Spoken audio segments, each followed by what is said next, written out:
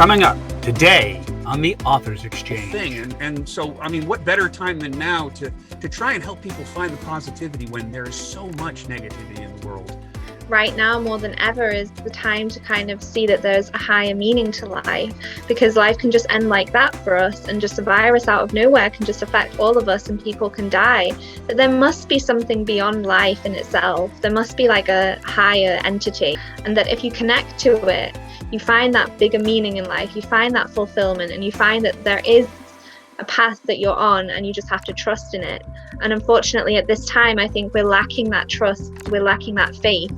And if you stick onto that faith, then maybe it will lead you to a higher meaning that maybe everyone is looking for at some point in their life. I definitely think so, wouldn't you? The Authors Exchange.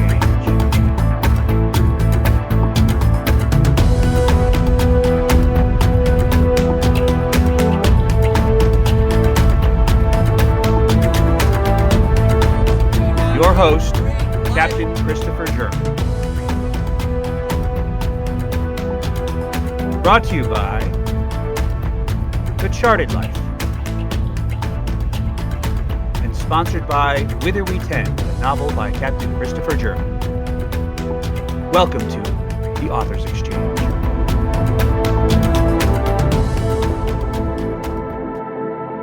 Hey there, folks. This is Captain Christopher German coming to you for the Authors Exchange, the best half-an-hour conversation you're going to hear on the web.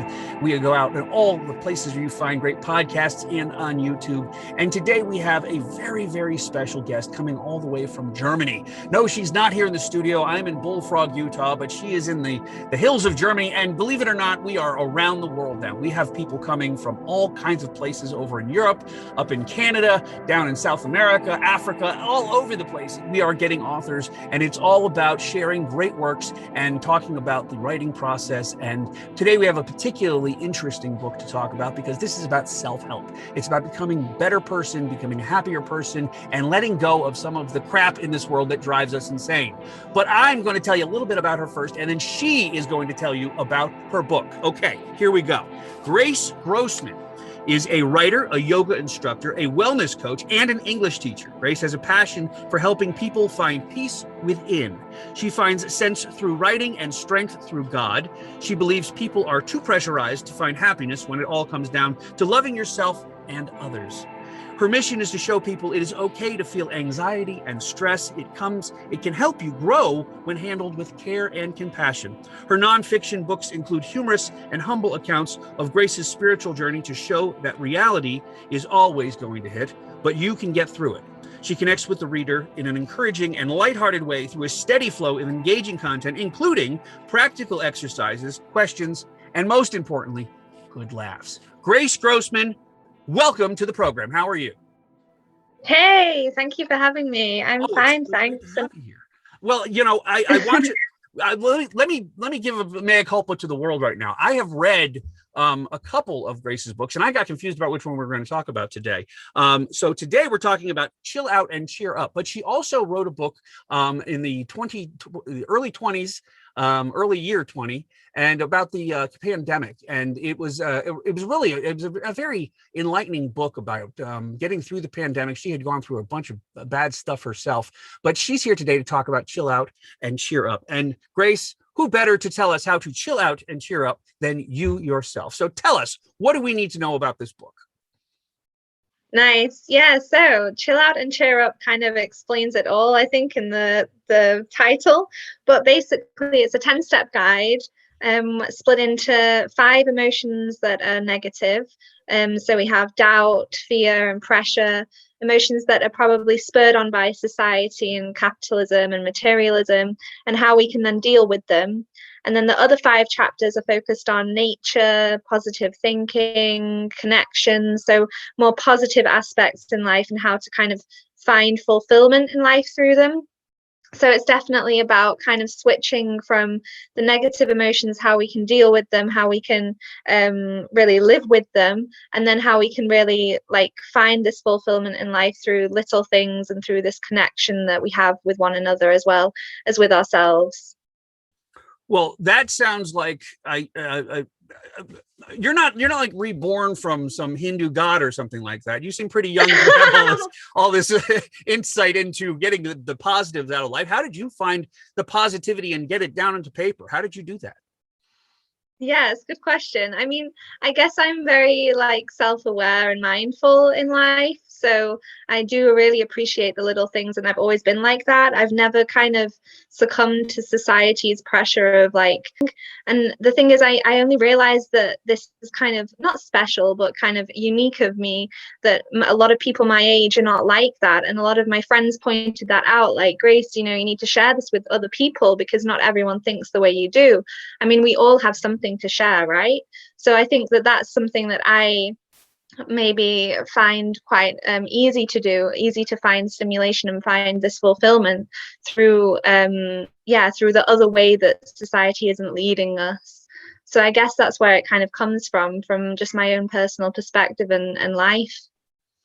Well, what a better time than now to come up with, Exactly. positivity. I mean, we're living in a time right now. Thankfully, I just got my COVID vaccine earlier this past week, and Oh, nice. I'm still getting over the hangover of that. You came on the scene just about the time that COVID-19 was kicking into full gear, and you found a way to, despite your trials and tribulations, you found a way to find the positivity in life and to put it into a readable format. How did you come up to the idea of, I gotta get this book, and how do you expect the readers to receive this book? Yeah, so my first book I wrote within a week. It's only a short self-help book, as you know, and I wrote it in the week of heartbreak. So I was really going through a lot of heartbreak and turmoil and had to spend then like the first week of quarantine alone. And so the way that I process my emotions is through writing. So it was kind of in a journal form, and I was journaling and I was like, wait, maybe people would would actually feel from this. Maybe people would benefit from this, from what I'm saying, because right now I don't think I'm the only one that's alone in the quarantine. And so I was like, okay, maybe I'll just kind of write this like a journal, but then maybe actually publish it and see if people resonate with it. And they really did. And I thought, wow, okay, maybe I have this kind of special talent that my subconscious kind of just leads me through writing on the paper to connect with people. Well, the truth of the matter is that you also get a lot of inspiration, I think, in your words from divinity, and there's a huge spiritual aspect to your writing as well. What would be your advice to somebody that is maybe questioning? I mean, we just hit to take this program. We literally just hit today the 3 million mark nation or worldwide of deaths from COVID-19, and that is a really scary, wow, horrible thing. And so, I mean, what better time than now to try and help people find the positivity when there is so much negativity in the world? How would you talk to somebody about their if they're questioning the religion of this and the spirituality of this, and trying to find the positivity in spirituality? Yeah, I mean, I would say right now more than ever is the time to kind of see that there's a higher meaning to life.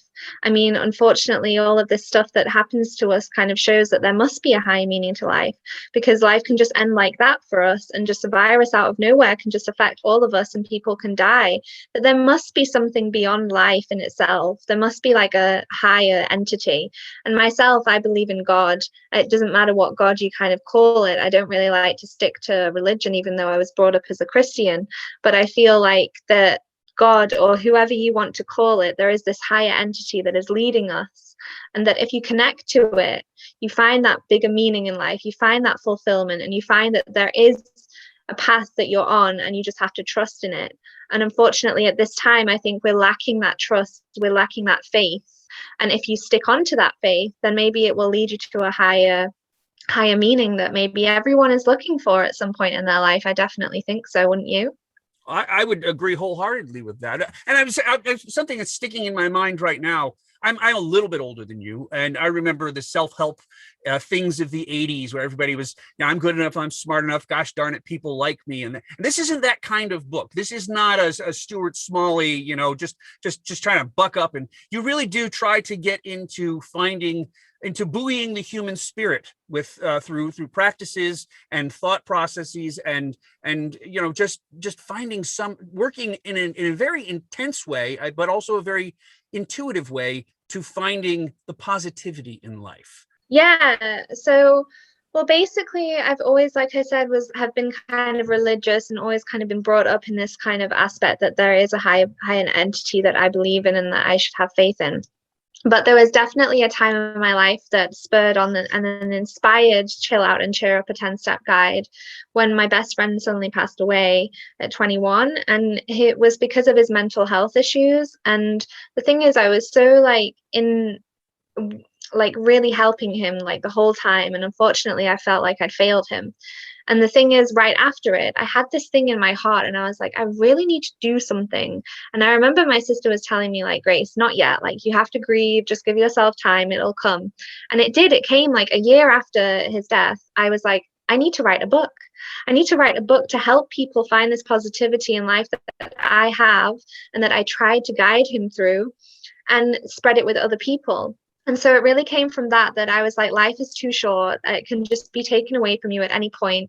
People need to notice that these little things and these connections and that nature, all of this stuff is there for you, just waiting for you to kind of find this fulfillment. And that's really where it came from for me, because I noticed that mental health issues are rising dramatically in people my age, like in their 20s and 30s.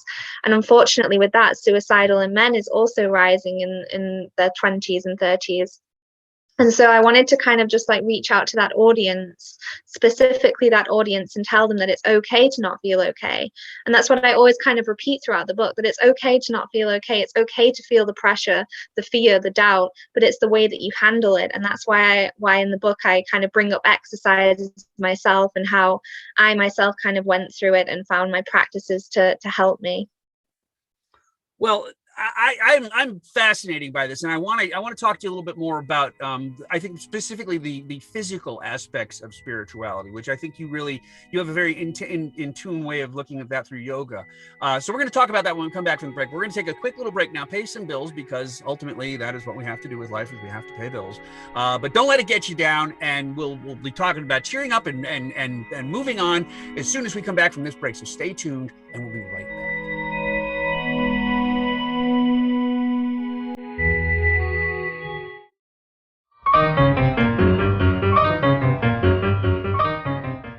If you enjoy hearing from people with too much useless knowledge, misguided pop culture commentary, and a strange obsession with facial hair, the Bearded Men podcast is for you.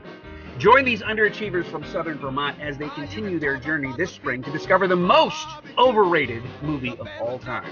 Listen to the Bearded Men podcast on Spotify, Apple Podcasts, iHeartRadio, and wherever great shows are given away for absolutely free. New episodes air every Sunday at 8 p.m. Eastern Time, and you can check them out on their website at beardedmenradio.com and, of course, on Facebook at Bearded Men Radio. Big thanks to our newest sponsor, beardedmenradio.com. They're doing the mess around. We got our Solo stove this past fall, and boy, do we love it.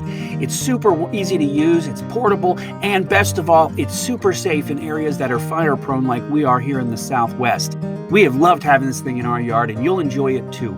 This week, the Solo Stove Ranger Backyard Bundle is regular price $489.99. You can get a deal on it for $364.99. Save $125 with free shipping and returns. Solo Stoves, available at thechartedlife.net/awgeez.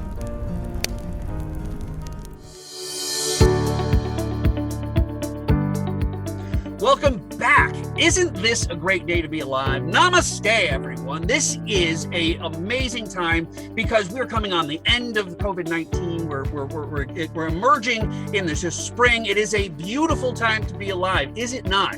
And today we have a very special author, Grace Grossman, who is the author of Chill Out and Cheer Up, a 10-step guide. And today we're talking about finding the inner glow of life, finding the happiness in things, finding the positivity despite all the darkness that's out there. And Grace has a very special gift for sharing that with folks through her words in her book, Chill Out and Cheer Up. But right now we're going to talk a little bit about yoga. And specifically, we're going to talk about, finding positivity through physicality.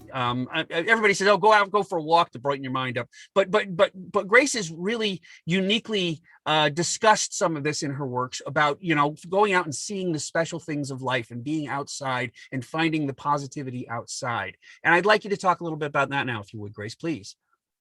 Yeah, sure. So for me, I think in the book I've included that forests have always kind of been there for me. I was brought up around the Black Forest, which is in Germany. It's actually called the Black Forest because it was black when they went out of space and they saw that it was just black. So it's a very vast amount of forest. And I've always kind of felt that whenever I go into the forest, I find this peace. And in Japan, they call it even forest bathing. So it's actually like a form of therapy.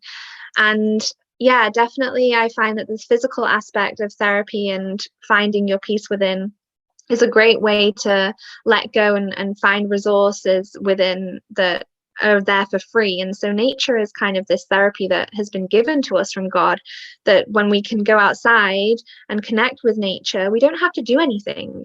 It just comes natural. Do you know what I mean? It's just like you go out and you walk and you can just look around you and you can feel still, because nature is there reminding you, that everything is okay.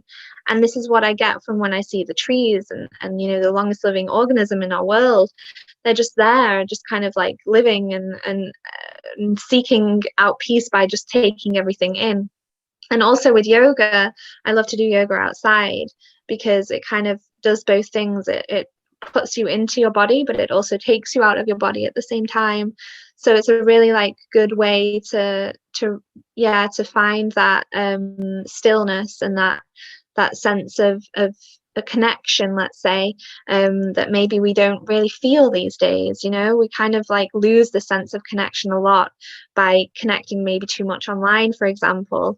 But when you then disconnect from that and you reconnect with nature, it brings you back to your source, your pure source of just being. And I think this being is something that we're missing. Do you know what I mean? Through COVID. Yeah.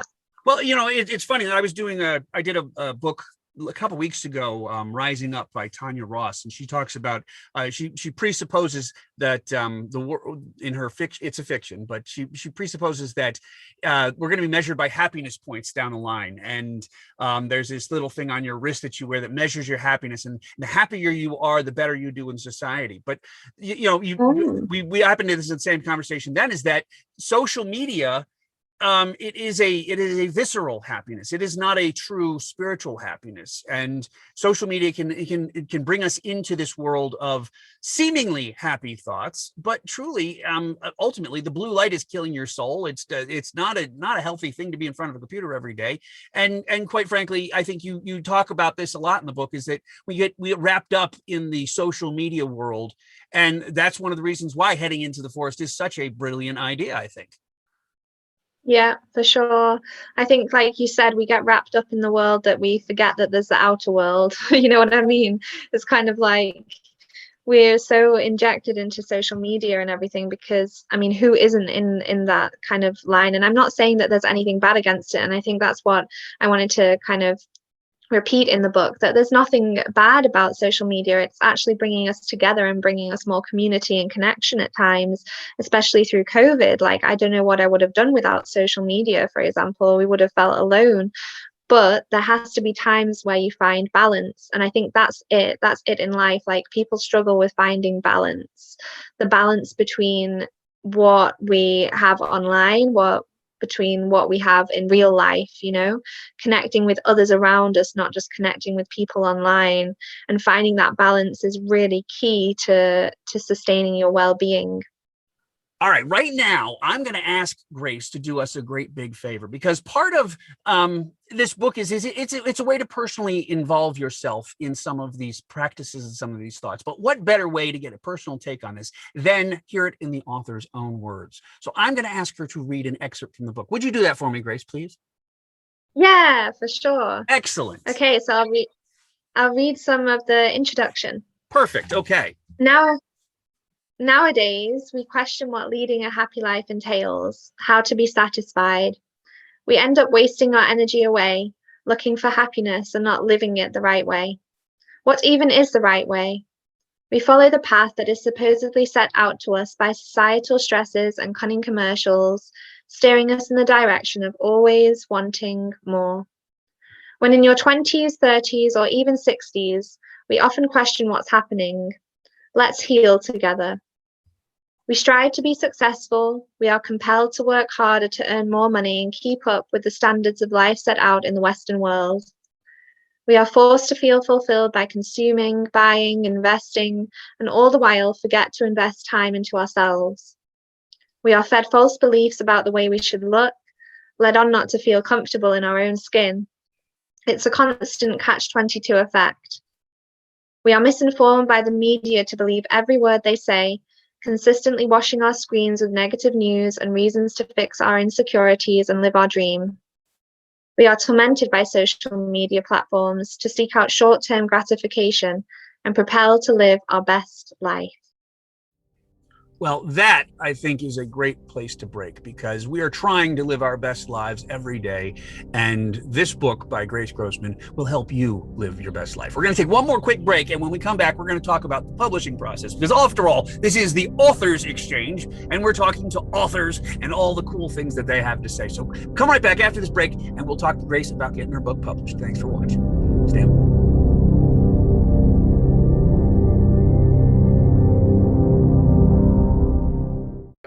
Live from the Dolby Theater in Los Angeles, California. The Cinemaniacs Podcast!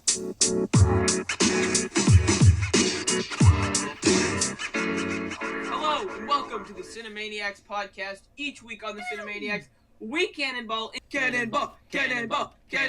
into the world of the silver screen. We're joined by the best movie critics in any cinematic universe. I'm Lewis, and he's Aiden. Why don't you sit right here? And yeah, let's just cannonball right into this thing. So I end up sitting on his lap as he's driving this tractor. Oh my goodness. The Cinemaniacs Podcast!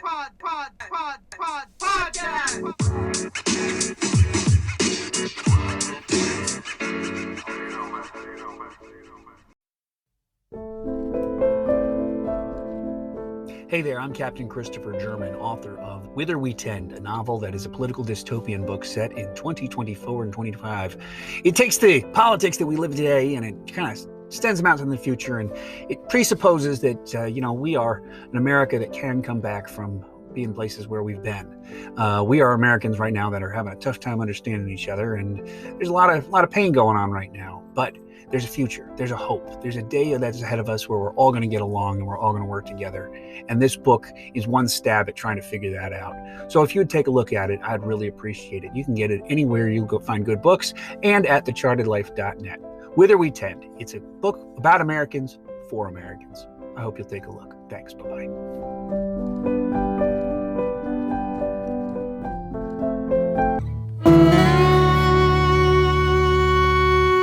Welcome back. This is the last segment of the show. And during this last segment of the show, I try to really focus on the writing aspects of this. We are authors, all of us on this show, and the truth of the matter is that there's a lot of people that want to be authors. And Grace, I think, took a giant leap to really put herself out there and say, you know what, I can be a spiritual advice columnist, if you will, and tell people how to live their best lives. And I think that took a great leap, and she did it even in a tough time of COVID-19 land and all the horrible things that were going on. But Grace, let me bring you in here. You have a publisher of Yellow Scribe. Can you talk to me a little bit about the relationship you had with the publisher and how you got from your first book to your second book and how that all worked out? Yeah, sure. So with my first book, I self-published. because as I said, I wrote it in a week and I was very much like, this needs to get out there. I had this kind of like need to just like go for it. And then with my second book, because I'd been working on it for 2 years, I needed a bit of help. I wanted to go with a publisher. I did kind of go for bigger publishers, but didn't get accepted into any. So I found this small publisher on Instagram actually, and we became friends. And it's based in London, and she helped me with the editing process, with the marketing, and yeah, kind of just like made me more confident in the process of publishing. And I feel like that's probably why people want to go with publishers, because they want to have a bit more confidence in their work. And so that's for sure what I was seeking out, and especially because I'd put in so much effort into this book, I just saw that it deserved a bit more of a open audience than just maybe my audience. So that's why I kind of went for them. Even though they're small, it still kind of made a bit of a difference. Well, you've done the independent publishing thing, and you've now done the publisher thing. Looking at the backside, once it's out there in the world, that's where they say the real work comes in. From my experience, that's where the real work of getting a book sold for sure comes in. How has been that relationship? When you went through the sales process for your first book versus your second book having a publisher. Yeah, I mean, like the first one, I kind of got someone on board that helped me with the marketing process, because I knew that I wanted to get it out there. And the second time was a bit different, because like she was by my side the whole time and was like helping me with marketing, and really just like very resourceful in that sense. And like if I needed it editing again, then she would go over it. So I guess like the difference is that you just like have someone to uphold you the whole time, and you don't feel alone in it. Where the first time I felt quite alone, and I was like, even though I was very confident in my words and bringing them to people in this time of need of COVID, still it would have been nicer to have like a big publisher, because obviously then their audience is wider and it's not just my audience of friends and family, you know? Yeah. Well, and I think it's actually interesting that we're talking about a self-help book here, but you needed external validation to help you get your book out there. Yeah, that's true. Well, and that's the advantage, I think, that being because it's hard being a independent publisher, especially with I'm not going to call it a controversial topic, but you took a very sensitive topic here and you tried to you put yourself out there, which is kind of like putting a target on your back in a lot of ways, I think, in social media land. But you did that, and that took a lot of confidence and a lot of bravery, I believe, in order to put the first book out there. And the second book, you're having the support of having Yellow Scribe, and I think that's just a very telling, very interesting evolution of events. And I'm not saying one way is right or one way is wrong. I'm just suggesting that it's very interesting that you chose to have some help on this second one.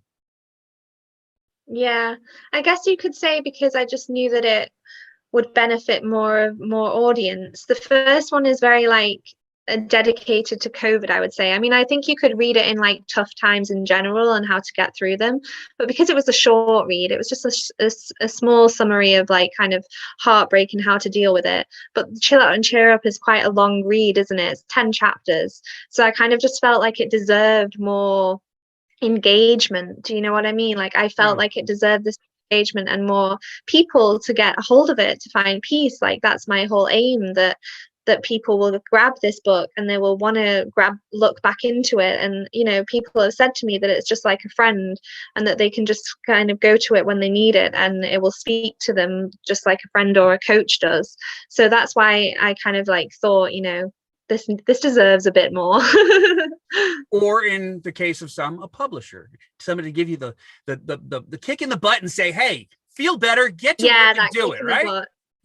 Yeah, for sure. Because then you can't like just have a chill day. You like have to really plan, pre-plan everything and stick at it. I think that's the biggest part about being an author, that you have to really stick at it.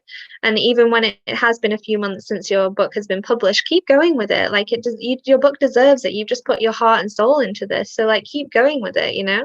Yeah. Well, and I ask all the authors this: what is your advice to new authors? What should they be doing now? What would you say if I was a new author and never published before? What would you tell me?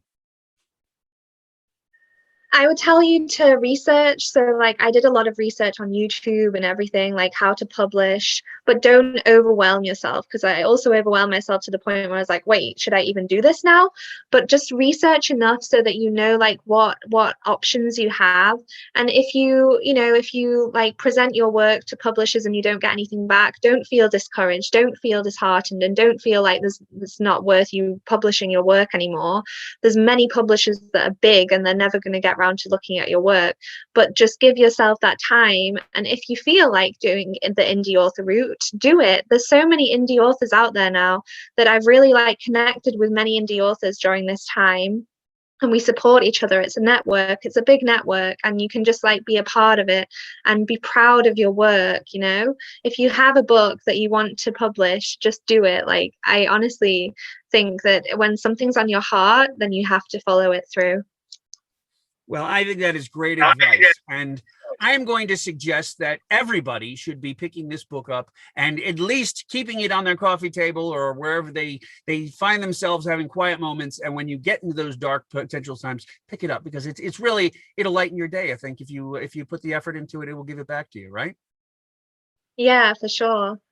Well, Grace Grossman, thank you so much for joining me today, all the way from Germany. Wow, we are all over the world right now. This is really exciting. I love this. Well, and you, the viewer, the listener, the reader, the writer, the aspiring author, whatever reason you're here joining us today, I want you to find the positivity in your life. I want you to buy this book. I want you to pick it up and derive some inspiration from it the same way that I did, because quite frankly, at the end of the day, we are having some tough times, and anybody that is trying to lighten the load a little bit is somebody that we should listen to, because our times are tough right now, aren't they? But our time is also out right now, and that is because the Authors Exchange is the best half-hour conversation we have on the web every week on Fridays at noon. You can download it from wherever you find good podcasts and on YouTube, and we will have this episode coming to you every week from here on out. So thank you for joining us. Thank you for having me. No problem. And we will see you guys next week. Thanks for watching. Bye-bye.